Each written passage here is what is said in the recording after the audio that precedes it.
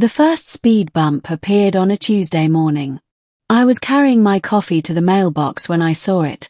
A bright yellow monstrosity stretched across the asphalt exactly 15 feet from my garage. It looked official, professionally installed, with reflective paint gleaming in the early sun. I stood there, steam rising from my mug, staring at the thing like it had fallen from space. My name is Robert Castelliano, and I'm a 52-year-old civil engineer who's lived on Pinecrest Lane for 17 years. My property sits at the end of a long private road that winds through what used to be my grandfather's ranch. When he passed, he left me the main house and 40 acres.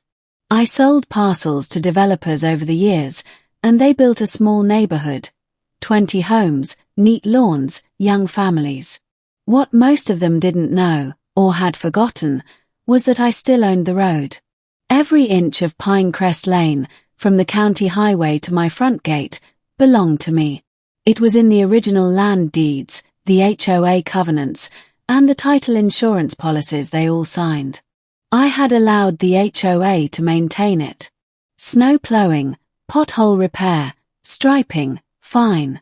I didn't micromanage. But I never transferred ownership. And now someone had installed a speed bump on my road without asking. I pulled out my phone and called Greg Tomlinson, the HOA president. He answered on the fourth ring, his voice clipped and impatient. "Robert, what can I do for you?" "There's a speed bump in front of my house," I said calmly. "Did the HOA authorize this?" "We did. It was voted on last month. You didn't attend the meeting." "I didn't get a notice." "We sent emails." I checked. Nothing. But I didn't argue. "Greg, you installed it on my property. I own this road." He laughed. It wasn't a friendly sound. "The HOA has maintained that road for a decade, Robert. It's a community road now. We're within our rights." "Check your deeds," I said. "I own it. You'll need to remove the speed bump." "Not happening. We have 5 more scheduled for installation this week. Residents are complaining about speeders. This is a safety issue." I felt my jaw tighten. If you install another speed bump without my written consent, we're going to have a problem. He hung up. By Thursday, there were 3 more. They appeared like mushrooms after rain. One near the Hendersons' house, one by the small park, one at the entrance to the cul-de-sac. Each one bright yellow, each one installed with the same infuriating precision. I sent Greg a formal letter via certified mail, citing the property deed and demanding removal within 10 days. His response came in an email. "The HOA Legal Committee has reviewed your claim. We believe your interpretation of the easement rights is incorrect.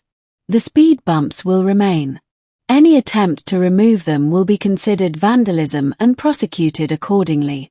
Greg Tomlinson, HOA President. I sat in my office, looking out at the road I'd driven on since I was a kid, the road my grandfather had graded with his own tractor, and I made a decision. I called my attorney. Her name was Monica Ruiz, a sharp-eyed property lawyer who'd helped me with land sales before.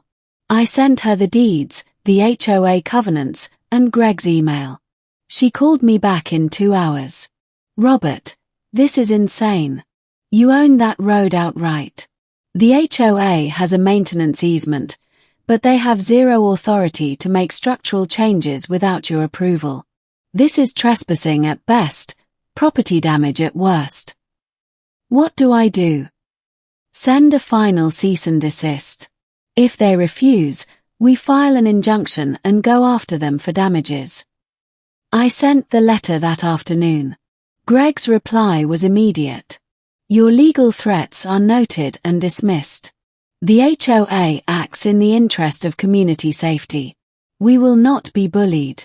Installation of additional traffic calming measures will continue as planned."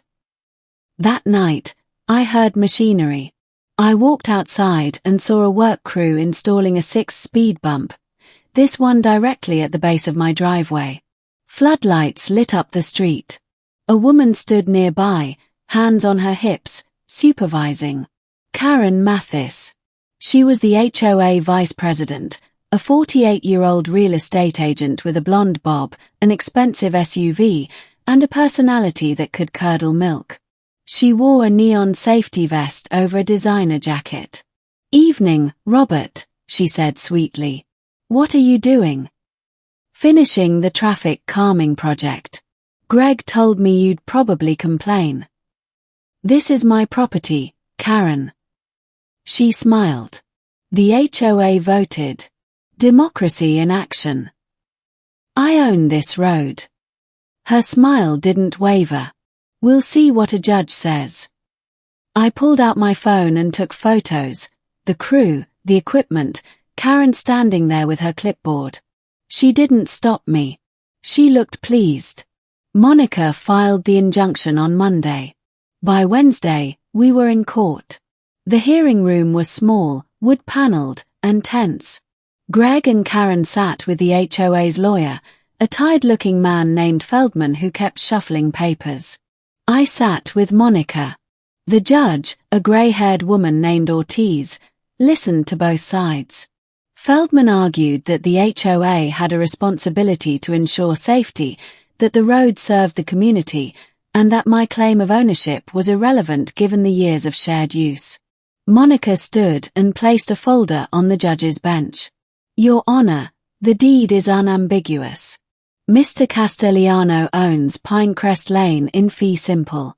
The HOA has a limited easement for maintenance, not modification.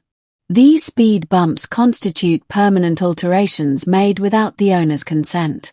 This is trespassing and vandalism." Judge Ortiz read the deed. Then she read the HOA covenants. Then she looked at Feldman. "Counselor, does your client dispute the ownership claim?" Feldman hesitated. "We believe the easement grants broad authority." "It doesn't," Ortiz interrupted. "It's a maintenance easement. That means fixing potholes and plowing snow. It does not grant authority to install infrastructure." She turned to Greg and Karen. "Did you confirm ownership before proceeding?" Karen opened her mouth, but Greg spoke first. "We believed it was community property." "Belief is not due diligence," Ortiz said coldly. "The deed is public record." She ruled in my favor. The HOA was ordered to remove all speed bumps within 7 days and pay my legal fees. She also issued a permanent injunction preventing any future modifications without my written consent. Karen's face went white. Greg looked like he'd swallowed glass. They tried to remove the speed bumps quietly, at dawn on a Saturday. But word had spread. The neighborhood Facebook group exploded. Half the residents were furious at the HOA for wasting money. The other half were furious at me for putting my rights over safety. I didn't respond. I didn't have to. Because 2 days later, the HOA's insurance company sent a letter to every homeowner. Dues were being raised 20% to cover the legal fees and removal costs. The backlash was immediate. Greg and Karen were ousted in an emergency vote. The new HOA president, a retired schoolteacher named Linda Chen, called me personally to apologize. "We had no idea they didn't check the deed," she said. "I'm so sorry, Robert." "I appreciate that. For what it's worth, we'd love to work with you on any future safety projects. Properly this time." I smiled. "Let's talk." A month later, I sat on my porch, watching the sun set over Pinecrest Lane. The road was smooth, quiet, and mine. Karen had moved out. Rumor was she couldn't handle the shame. Greg had resigned from the board entirely and rarely left his house. I didn't gloat. I didn't need to. Sometimes the best revenge is simply knowing your property deed by heart and having a good lawyer on speed dial.